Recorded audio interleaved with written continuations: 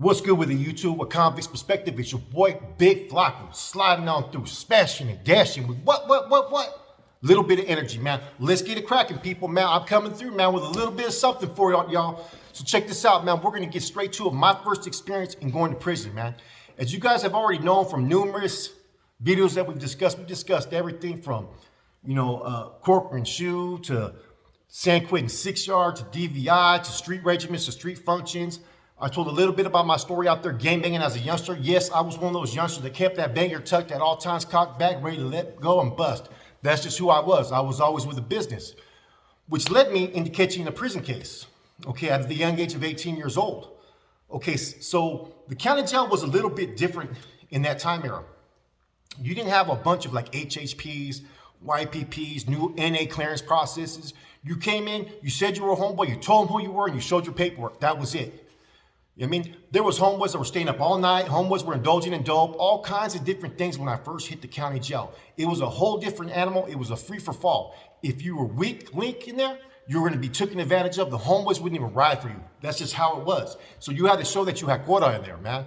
And I have to admit, man, my time in the Snake Pits, Second East, Hollywood, I probably got in more fights with other homeboys than I did with other people, man. I got in more fights probably in the county jail than, man, I mean, in a week, I'd get in more fights in the county jail than I did the whole time I probably was in prison, man. Eventually, man, through all the shuffle, man, everything that I was going through, man, I ended up catching an attempted murder case while I was already facing a case for a drive-by shooting, okay?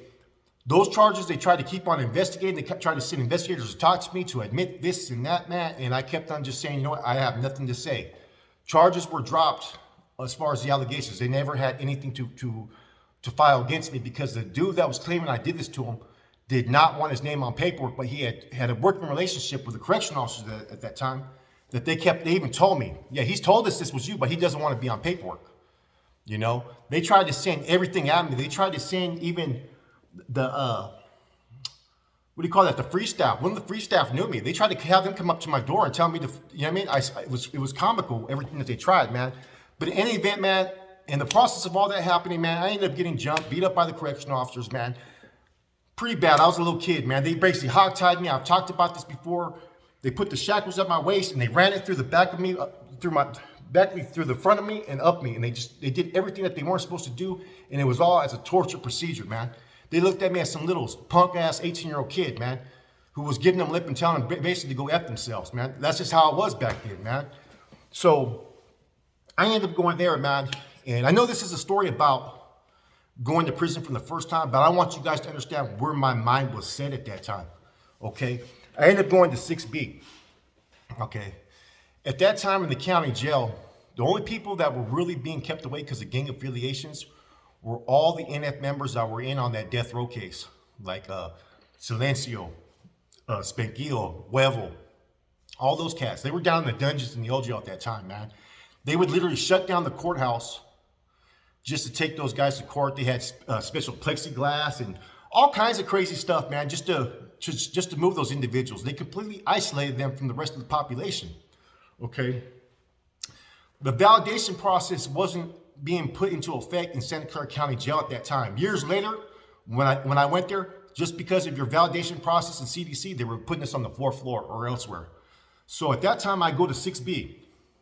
Now 6B, what that was a basic level 4 unit, okay?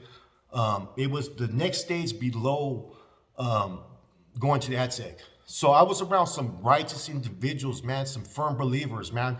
There was one NF member there named Antonio Guillen Chuco from Sajo, as you guys already know. He's the current state street regiment general, okay? And I've done time with him 2 times, but this was the first time I experienced and met the man. And let me tell you this, man. He did not give me the impression of what an NF member was in my mind. I thought it was the vato that was all tatted down with a big old brocha. Nah, this dude wore glasses. He had, back of his hair was long in the back, and he had like a flat top. You know what I mean? But this dude was a straight soldier, man. Other individuals that were there were like Chente Rollball, Junior Rojas, Littles from Gilroy, Gallo from Sunnyvale, Payaso from BRS, I mean, all these dudes are all old timers, man. Like, and then there was a whole bunch of other homeboys like Beto from Palmas, what's his name? Jesse Hernandez from West Side Mob. I mean, all dudes that had been putting in work, man, that were righteous homeboys, man. So there was a grip of homeboys up there, man. So the education, the indoctrination that they were giving to us was being properly schooled to all those that were destined to the Pinta. You know what I'm saying? They were already pulling a lot of us at that time as NR members at that time in the county jail. I was also there with Nick Nunez from Campo Ramos at the time. I was there around the time when he got pulled as an NR member as well. So that's the type of facility that we had, and it was just totally different from where I came from, the old jail, where you had no set policies or procedures. Here, they were giving you education. Here, they were lacing you up. Here, they were preparing you for the Pinta. I mean, we were already doing poste checks at the showers. You know what I mean? Even though this was our backyard, they were already getting us prepared for everything that we were going to experience in prison.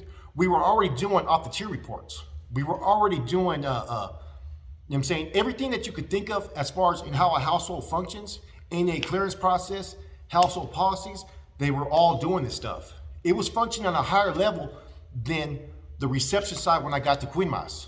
Okay, so let's get to the story, man. So I'm being laced up, man. I'm a firm believer. I'm striving. I'm what you call, I had that fire, man.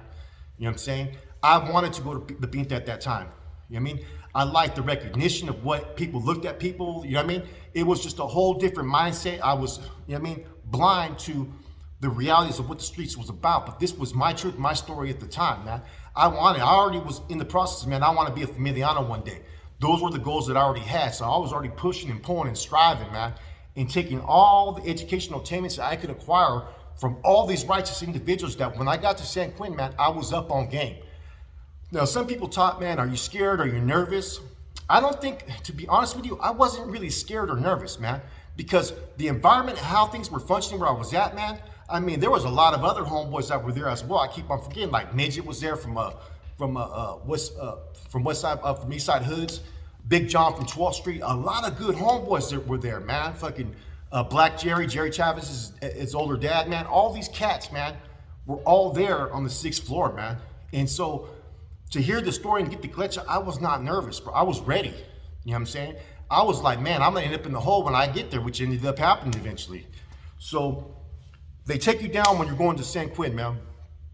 They shackle you up, take you downstairs, and they let you in this holding tank down there, right?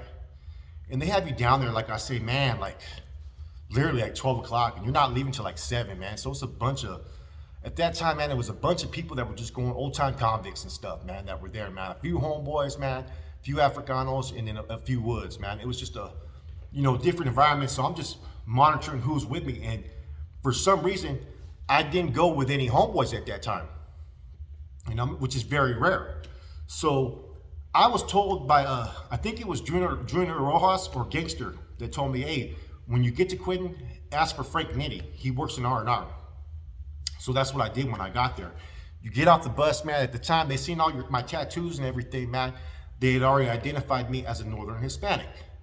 So they didn't separate us. So they put us basically in this square thing outside, right? And then you had to go through your whole process. And it was different because when you would go inside the R&R, you didn't have correctional staff that were running R&R back then.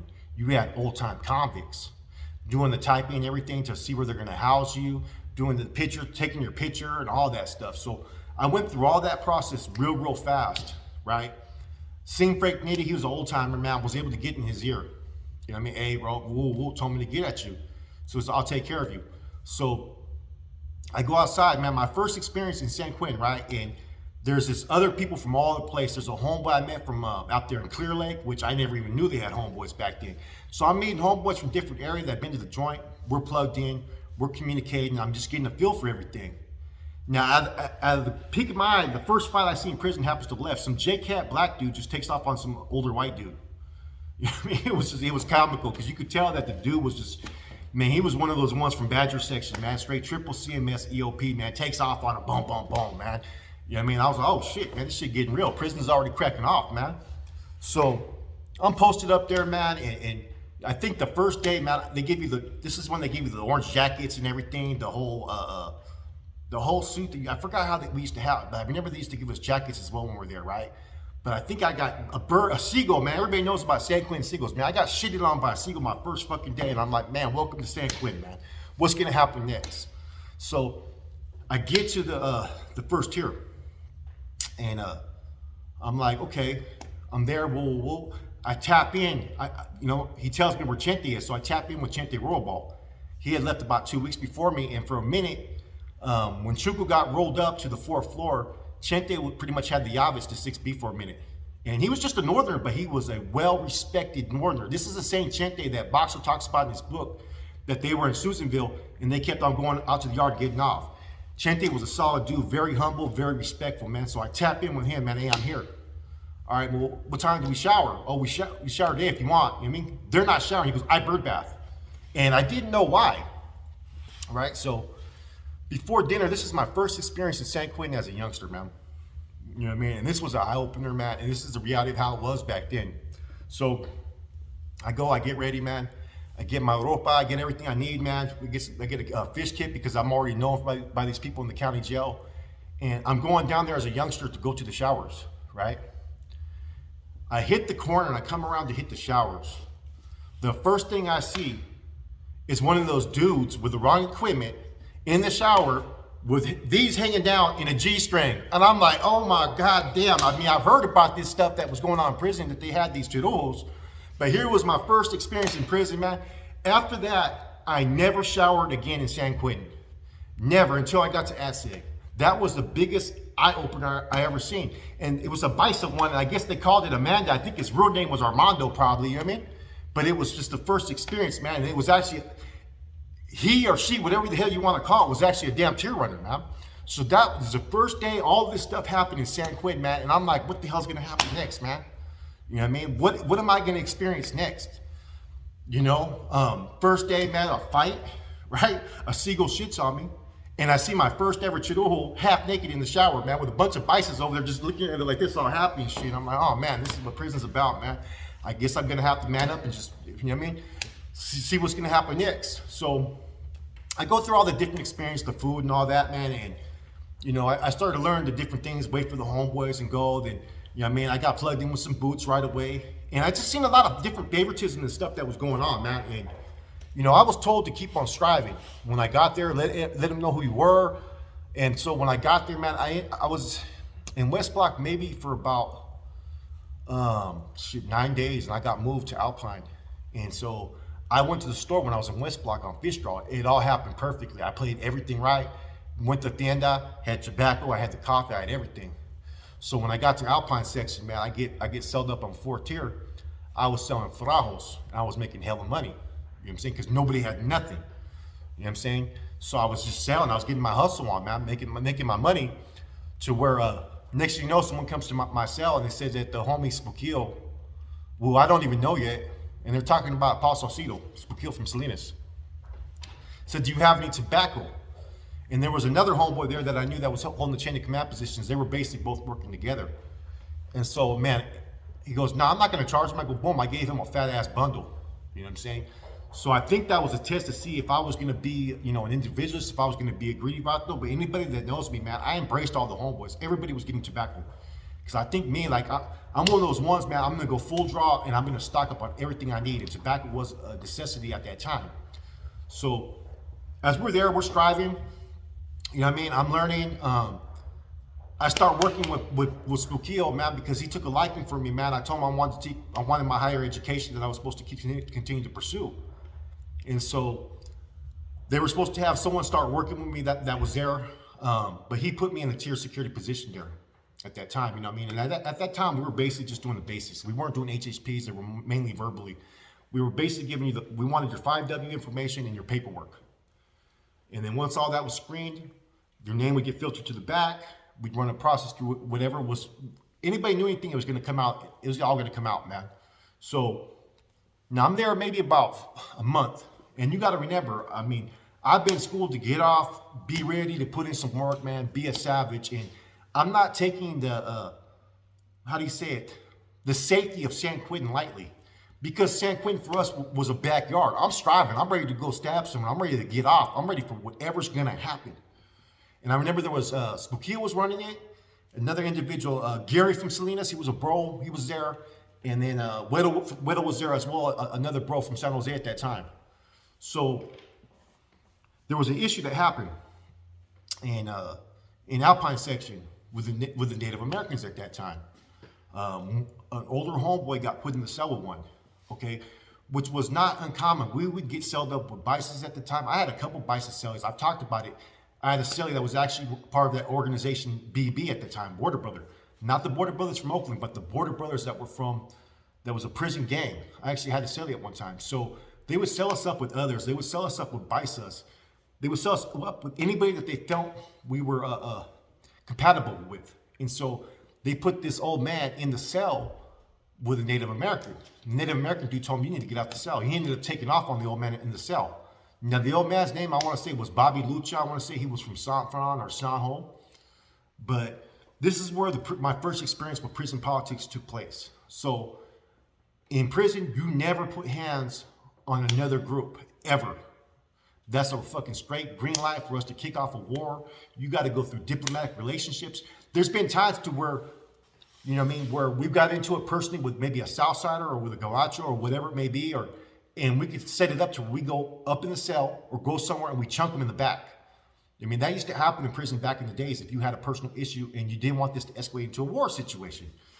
So, but you never take the initiative. As soon as someone takes flight, man, that's grounds for war because you're protected by your political affiliations, your group segment. Only your people can deal with you.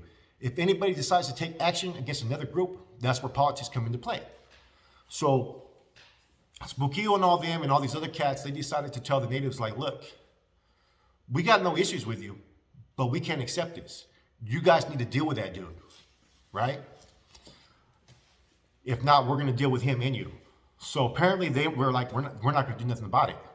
Now, all of them were on the 5th tier. So what ended up happening is they did a one-on-one where we had a dude that was going to parole in 12 days. He was discharging parole. We sent him. It was a big dude, too. It was Samoan Paul from San Fran.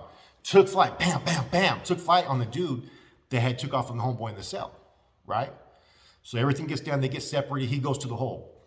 So next thing you know, I see Gary come out, a bunch of us, get ready to get off, like this. You know what I mean? So when all these dudes were coming, right, they call 5th tier, which is where they were all housed in the same tier.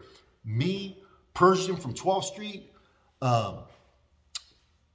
Littles from Soho, Robert Bermudez, and Stephen Brooks from Gilas, Little Boy from Hayward, and a couple other ones. We just start rushing, start getting off, bro. And so I just remember fucking Little Boy starts lighting this dude up. This dude comes, bam, bam, bam, and we're just dropping dudes, man, because we got the numbers on these dudes a little bit, but the whole purpose was to send the least amount of us at them. So next thing you know, we start hearing. I black out when I get mad. Anybody knows me, when I get violent, man, I just will not stop. So I kept on going. I got this dude on the ground, man, and I guess they've shot off the gun a couple times, right? The projectiles. In the process of them shooting off the projectiles, they actually hit an MTA. They shot an MTA in the process of it, right? So I'm smashing on this dude. I guess everything's done, and he was a correctional officer at that time, but his name was Barker. Okay, now he's a sergeant, or maybe he's even the captain now, but Barker, who wasn't a bad cop, he was actually cool. He came, ran, and hit me with a baton. Bah! And when he hit me with a baton, boom, we all fall forward. They kept on, it was over. The whole melee was over. You know what I'm saying? And everybody kept on telling me, why didn't you stop? I'm like, well, fuck, I couldn't hear nothing. I thought we were supposed to keep on going until we hear about 4 or 5 shots. I'm thinking like this is a level 4 yard, and we're in like a major riot. This was just a melee to get these dudes off the line and get them back to the oil. So this is my first experience now. I've only been in San Quentin for maybe 6 weeks now. I've already experienced everything you can. Now I'm in the hole. And I think I'm in the hole with there's a lot of canales there at this time, man. Like, I could have even been there with Rojo at that time, man. There was so many. There was literally probably at least 20 bros and probably about like, man, anywhere from 6 to 10 C's on the yard at that time, man. And I remember I had Chili Willie from South San Fran above me, man. Rest in peace to Chili Willie. And I had Boy from Holispa above me because I seen Boy years later and he used to crack up about it, man. So the homeboys lacing me up, they didn't really tell me about like, hey, you get off and you go to the hole, the homeboys are going to take care of you. You know what I mean? You put in work or anything, they're going to take care of you, man. So When I come in, they ask me what's up. I go, hey, I got off with the Indians. You know what I mean? And then so he goes, all right. So he sends me a line, and it's in a suit pack. And so I'm thinking the dude's sending me a care package, right? So I rip it off the line. I basically took his car off his linea, man. He goes, hey, where is it, man? I go, what are you sending me here? I opened it up. It's a bunch of like dried up wet newspapers to give it weight and shit, man. I'm like, man, where's my care package? You know what I mean? He goes, man, I got a kite for you, bro. He goes, fuck. I hear him over there like having to make a card, and they're laughing and stuff. And I'm trying to figure this out, man. I've never spun a line or anything, man. I got my sheet ripped, man. It looks like a straight flag. It doesn't look like a linea that I'm sending out there. It looks like a damn flag, man. So eventually they get me the whole NAQ thing. And I'm like, what the hell is this? First they sent me the wrong thing. It was for my neighbor who was an NF member. It was like, man, it had all this crazy stuff on it. I'm like, what the hell is this, man? Like, now that's not for you. Oh shit, okay.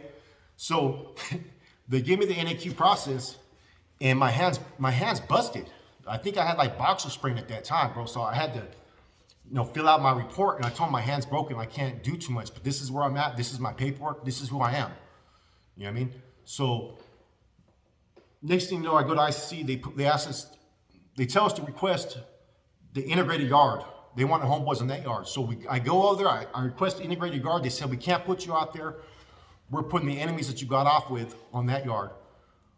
We're going to put you guys on the 6 yard. Okay. Came back, reported it, man, and they gave me the whole rundown of what I was supposed to do, man. Take off my shirt, go to yard, you know what I'm saying, and go in there and greet the guards. So I go to San Quentin, man, and see, I'm a young kid, man, and this is just a total different experience. So as you're going through, this is the old 6 yard when you go through East Block. I was housed in East Block at that time. And so when I come around the corner, I'm walking along the lines, and you see all the death row yards. They still have weights out there. They have their red rags, their blue rags, whatever their affiliations are, man. Like, you see the different yards, and some of these dudes are just straight yoked up, convicts. I mean, looks like dudes out the 70s, 80s, out of the Pinta movies. I mean, that's just how it looked to me as a kid. I get to this yard, man. I'm like, what the hell's going on over here, man? I see like an Africano, a homeboy, all within like a 4 feet square to where you cannot get through that yard unless you go through them. You know what I'm saying? And then I see a whole bunch of dudes that are lined up in formation, and everybody, all eyes are on me. And they're all looking at like crazy. I'm like, oh shit, what the hell is going on over here, man? So I follow procedure, we'll go through the line, and then they say get in formation. So I just follow suit. Okay, I look around like this, like, bam. You know what I mean? Once the yard was open, you know what I mean? Once the yard was secured and they put the lock in there, hey, mi raza, buenos dias, and all this stuff. And I'm like, and it's all loud. And I'm like, what the fuck is this? This is militant. This is some military shit, man. And it was my first experience going to the whole, being around people like Goose was there from Sanjo. I think Chico Rose was there with me. I think Paki was there at the time, or Chente. Tommy McIntosh, Chopo from Watsonville was there. Pee-wee from Gilas was there. You know what I mean? Mousy was there from Daly City. All kinds of righteous dudes. Sykes from Goshen was there. You know what I mean? Cobra from Redwood City. Cisco Diaz from Santa Clara. The list goes on and on of the people that were on that yard, man. And I remember at the time, Goose was the one. Goose was an asshole, bro. He came and got at me, and he goes, man, so we heard that you can't read or write. I'm like, who says I can't read or write? I go, I busted my hand. You know what I mean?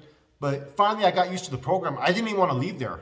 You know what I'm saying? Because it was just the carnalismo, like the machine, the discipline, the education. We had our education groups. You know what I mean? They had everything was totally different. I'm getting all the proper schooling on such a higher level by some individuals who are taking the need to go around and give us this clecha. I mean, years later, I wouldn't see as many C's get involved in our members' clechas or in the Northerners' clechas, but here, they would literally take the time to go around every group and provide input and provide insight and talk about the different things, from history to the bonds to the format to everything. And so this just put me on a pedestal to where, man, this is who I want to be. This is what I want to do. This is what I'm striving for, which I already was striving as. You get what I'm saying?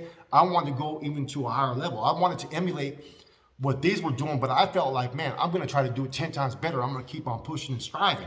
And that's just who I became as a person, man. You know what I mean? My hand was always raised to do whatever was necessary, man. And I ended up being, I think in oil for that time, I think we were there for maybe like 2-3 months. You know, and you see a lot of C's, a lot of B's came through, a lot of removals, you know what I mean? But the way it was, especially with the Africanos, We had a strong relationship. A lot of the Kumi cats and a lot of the Jamas out there in the yard.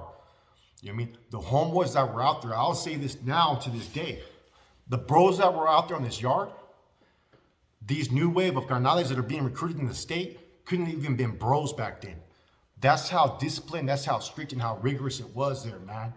You know what I mean? It was a whole different, like I said, man, from the education, from, learning how to make weaponry, you know what I mean? Mainline training, speaking Nawa, and our security was that more advanced at that time too. We weren't lacking in security, we weren't lacking in manpower. And this is before there was a lot of division with the NR. At that time, it was the early stages of when the NR was being dismantled. So there was still a lot of those old school NR members that were still active in the game, that were still functioning. This is where a lot of them started to go rogue. And that's why you were seeing a lot of discussions on the yard. You would see the NF would have a lot of their juntas to the side, you know what I'm saying? And they would be pulling certain NR members over there and lacing them up about what was going on to get their opinion. This is what I learned later on. And that's why Pee-wee from Gilas ended up becoming opposition, because he went rogue saying that you guys may have created this as NR, but we're here now, we run our own program. And let's bear in mind, at that time, like I've discussed before, there was a lot of undercover NF members that were being recognized as rank and file within the NR. So a lot of this stuff was all being reported, So from there, this is my first time in Quinmas, man. And, after a while, you just adapt, and it just becomes a way of, how you adjust and live in prison. And prison is it's a volatile environment. It's very violent. It's very treacherous, man. And you realize that through the experiences of what you've seen. I've seen white boys stab other white boys. I've seen numerous fights. I've seen us whack our own people there. All within about a 5-6 month time period I was in Quinmas back in the 90s. And this was a time era, man, where we were at war with a lot of different groups, man. I think the Coco County White Boy Car, and different other groups in San Quentin, man. It was a whole different type of beast, you know what I mean? But you had a lot of homeboys back then. Years later, it seemed like the numbers just were no longer there. But back then, it was like I said, it was a whole different experience from a youngster, and it prepared me for everything that I had to do before I went to my next location in prison, man. So this is my first experience as a teenager in San Quentin, man. There's probably a lot of different stuff. I met a lot of good homeboys over the years when I was there, you know what I mean? I was there with Happy Mendez, who I was there in the Boys Ranch with, Persian from 12th Street, Littles from Sanho, cats from all over the place, man. Different environments, man. Like, you start to meet people from Santa Rosa, from Napa, towns you never heard of, San Leandro and Dakota, you know what I mean? Different homeboys, man, and you start to have that carnalismo relationship because, you're there. You understand that your next step, it may not be as safe as it was there. You know what I mean? I was fortunate. My next step was Solano, man. That's a whole nother beast. I did a spill on that one, man, but this is my first experience in San Quentin, man, and this is how it was as a teenager, man. And, there was times when you get nervous a little bit, and you may live with a little bit of fear, because I've said this before. Fear will make you react. You know what I'm saying? Having that fear in a situation is going to push you to do what you need to do. Before you do that pegada, which I've done several, before you do that shooting, which I've done several of them, you get that nervous reaction. That is fear of not knowing what's going to happen next. You know what I'm saying? But once the stuff starts to get cracking, it all becomes second nature. It's like, let's do this damn thing, man. And that's just how the life was, man. As a first term, man, like I said, man, I don't recommend it for anybody. This is the channel we're trying to promote a positive change, man. But this is just my truth, my story, man. And I just wish as a youngster, I would be able to have people like myself, like Rojo, like Boxer, you know what I mean? Telling these spills about what this life really is about before I made those choices, man. Instead, I was being indoctrinated to be one-minded. You know what I mean? I was being created and molded into a soldier, man, for the cause, for the struggle. And I was a firm believer in that. I would have died or killed for it. Those were my beliefs. You know what I mean? Later on, man, the taste of reality came that it's all about the money. It's all about control mechanisms. It's all about manipulation. It's all about creating something that's going to benefit you politically. That's what I started learning about the reality of prison politics. It's not about no cause or struggle. You're an independent player in it, and it's how you play and maneuver is gonna decide where you end up in that game. Anyways, man, this is just a little story, man. I decided to chop it up with you guys about, man. It's your boy Flacco, Convicts Perspective, man. I hope you enjoyed it. Please hit the like and subscribe button. A rato.